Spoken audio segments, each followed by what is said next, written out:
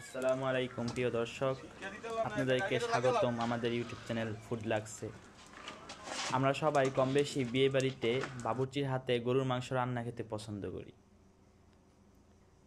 আজকে আপনারা আমাদের ভিডিওতে দেখতে পাবেন বিয়ে বাড়িতে প্রায় 800 মানুষের জন্য কিভাবে প্রায় 200 কেজি গরুর মাংস রান্না করা হয়।